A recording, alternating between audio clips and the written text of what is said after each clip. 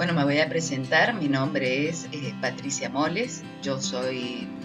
licenciada en Psicología, magíster en Psicopatología Forense, y en esta oportunidad vamos a compartir algunos temas en vinculación con la victimización sexual infanto-juvenil online.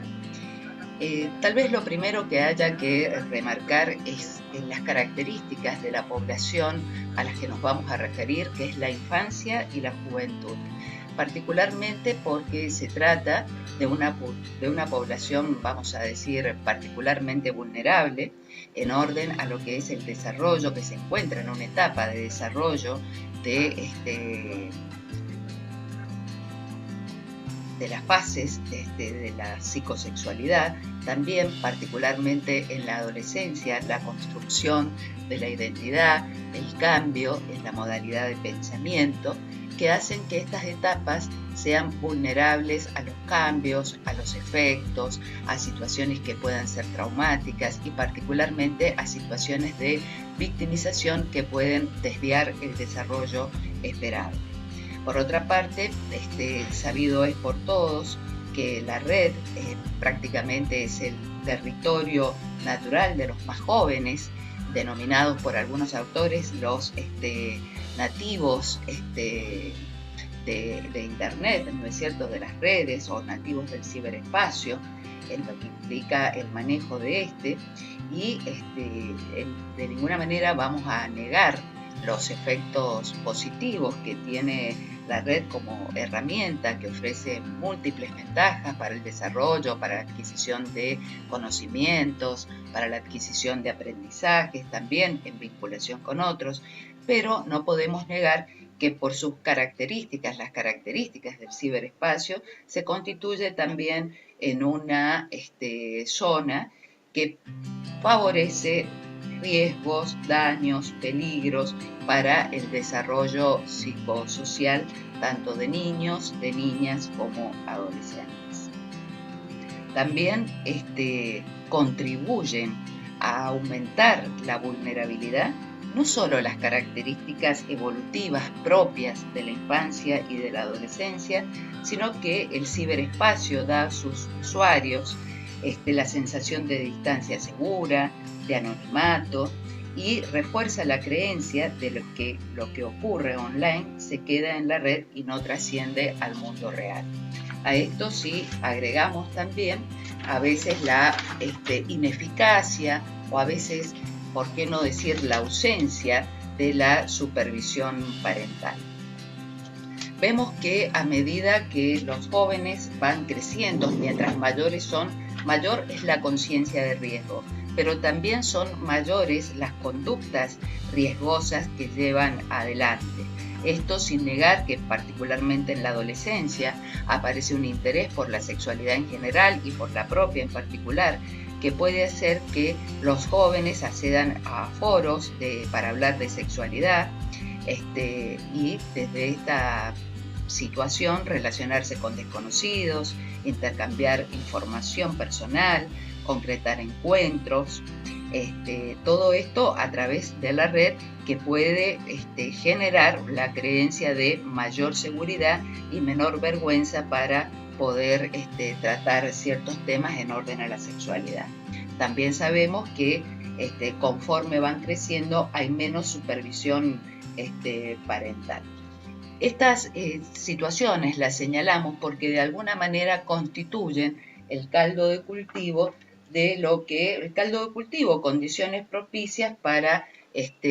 favorecer situaciones de victimización, y en este caso particularmente victimización sexual.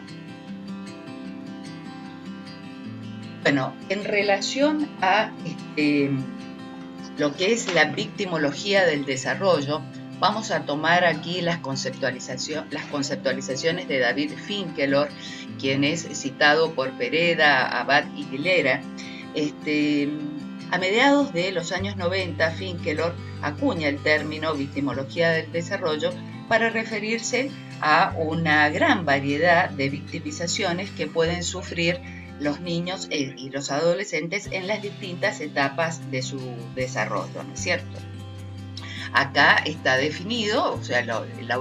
autores lo definen como la victimización interpersonal, infantil o infanto-juvenil. Desde una perspectiva psicológica, incluye cualquier conducta intencional, activa o omisiva que cause daño a un menor de edad o que lo coloque en situación de grave riesgo de sufrirlo, disminuyendo su bienestar físico, psíquico y o social e interfiriendo en su óptimo desarrollo. Veamos cómo desde esta perspectiva victimológica, perspectiva que se centra en las distintas etapas evolutivas, pero que también se centra en lo que es la clínica victimológica. Es decir, acá interesa conocer cuáles son los efectos o las consecuencias que pueden sufrir esta población infanto-juvenil a partir de hechos de victimización. Por supuesto que numerosas son las formas de victimización que pueden sufrir tanto niños, niñas como adolescentes, desde el punto de vista físico, sexual, psicológico, emocional. Lo cierto es que en la práctica estas tipologías de violencia no son excluyentes y pueden generar procesos y situaciones de polivictimización. Una de las formas de victimización sabemos que es la victimización sexual, a la que nos vamos a referir particularmente. Desde esta perspectiva también tomamos los autores que están señalados en la parte inferior de la pantalla, y fíjense cómo esta definición de abuso sexual infantil online no difiere particularmente de cómo ha sido definido el abuso sexual infantil tradicional, ¿no es cierto? Como la implicación de un menor en cualquier situación de tipo sexual, cualquier situación o actividad sexual, siempre que no alcance, nos va a decir la definición, la edad de consentimiento sexual propia de su país, o cuando se produzca mediante coerción, violencia, abuso de superioridad o confianza, o exista una situación de especial vulnerabilidad, incluyendo también la producción, distribución, descarga y almacenamiento de material de abuso de menores y todas aquellas conductas facilitadoras de estas actividades. Lo que decía es que esta definición no difiere particularmente de lo que es el abuso sexual tradicional, que implica valga la redundancia, implicación de un niño, niña o adolescente en una actividad sexual para la satisfacción de un adulto en la que no puede dar un consentimiento informado, dada su edad o su inmadurez, ¿no es cierto? Y esta implicación en la actividad sexual va a estar a favor de generar algún tipo de satisfacción para el adulto, agresor o agresora que lo implique en esta situación. Por otra parte, es importante señalar también que el ciberespacio va a conferir al abuso sexual infanto-juvenil una característica que resulta particular de lo que es la interacción en el ciberespacio. Si bien no lo vamos a desarrollar en esta oportunidad, pero sí vamos a tomar algunas conceptualizaciones de la teoría criminológica de las actividades cotidianas, que va a ir señalando cómo un poco va a poner énfasis en cuáles son los aspectos que se tienen que producir para que haya un delito. Va a decir, bueno, un agresor o una agresora motivada, un objetivo deseable y la ausencia o la ineficacia de controles. En el caso particular del ciberespacio, es importante señalar que la víctima juega un rol predominante, lo cual no significa que estemos culpabilizando a la víctima. Lo que estamos diciendo es que la víctima ingresa al ciberespacio aspectos de su personalidad, de su vida íntima, de sus circunstancias, de su contexto en el que desarrolla, que pueden convertirse en objetivos deseables. Es decir, que tiene una participación activa en aquellos bienes personales, su cuerpo, su sexualidad, la información personal, íntima, privada, que introduce al ciberespacio. Bueno, siguiendo también a los autores, vamos a mostrar lo que ha sido denominado formas básicas de victimización infantil sexual. Allí también tienen los autores, y sin dejar de mencionar, como lo hacen también los autores que han elaborado este cuadro, que estas formas de victimización sexual en general no se dan puras, no se dan de manera aislada, sino que unas con otras pueden tener una fuerte interrelación y generar procesos de polivictimización. No obstante esto, la organización que vemos en el cuadro, que nos permite la clasificación, ayuda a que podamos organizarnos mejor y hablar en términos más ordenados de los diferentes tipos de victimización sexual online. De esta manera se menciona la explotación sexual comercial, la solicitud sexual y la exposición a contenido sexual. En relación con la primera, la explotación sexual comercial, se señalan formas como la prostitución infantil, el tráfico de menores con fines sexuales, la pornografía infantil y el turismo sexual infantil. En relación a la solicitud sexual, que es a lo que más nos vamos a referir en este encuentro, se discriminan dos tipos, la agresiva y la no agresiva. La agresiva ha dado en denominarse ciberacoso sexual, mientras que la no agresiva, ciberabuso sexual o grooming. Ya, como dije, lo vamos a profundizar. Otra forma de victimización sexual es la exposición a contenido sexual, que puede ser de manera involuntaria, la exposición a pornografía, exhibicionismo, o voluntaria también con la creación de pornografía y el sexo. Lo importante es que sepamos que estas formas pueden combinarse, pueden interrelacionarse, y que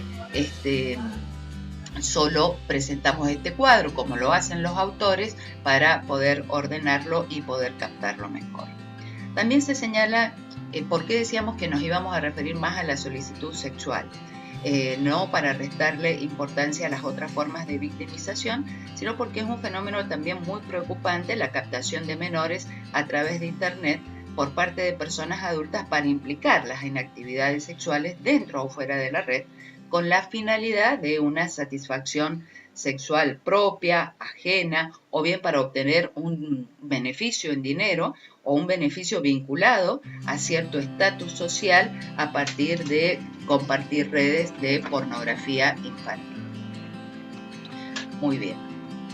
¿Por qué es importante señalar esto y organizarnos con esto? Porque sabemos que estos tipos de victimización sexual generan graves daños para el desarrollo psicosocial de la persona que esté implicada, ya sea un niño o un adolescente. Entonces los estudios mayormente se han orientados a contestar preguntas en cómo se producen este tipo de situaciones, en qué condiciones, a quiénes son las personas que afectan y cuáles son las consecuencias psicológicas a corto y a largo plazo que se pueden desencadenar a partir de estos tipos de victimización. Aspecto este último que nos vamos a referir más adelante. Volviendo, como decíamos, al apartado de la solicitud sexual, habíamos dicho que esta podía ser o la podíamos discriminar en lo que es el ciberacoso sexual y el ciberabuso sexual. La distinción entre una y otra forma tiene que ver con la forma de acercamiento que tiene el ciberagresor hacia el niño, niña o adolescente. En el primer caso se trata de una forma en la que el adulto emplea técnicas que son agresivas, coercitivas y o intimidatorias para conseguir lo que desea del menor. En el segundo caso, el ciberabuso sexual, también denominado online grooming, child grooming o sexual grooming, básicamente está vinculada a una estrategia de cortejo para captar la atención, el interés del menor, seducirlo, reducir sus inhibiciones para aumentar la probabilidad de éxito cuando le realice la solicitud sexual. Esta solicitud sexual también puede ser ampliamente variada, desde hablar de sexo a compartir imágenes o a mantener relaciones sexuales de tipo virtual. Entonces, como estrategia de cortejo, como la llaman los autores, las vamos a definir, como muestra la pantalla, como técnicas empleadas no agresivas, sino más bien de lo contrario, que buscan un acercamiento amistoso o seductor y permiten el establecimiento de un vínculo emocional entre la víctima y su agresor adulto.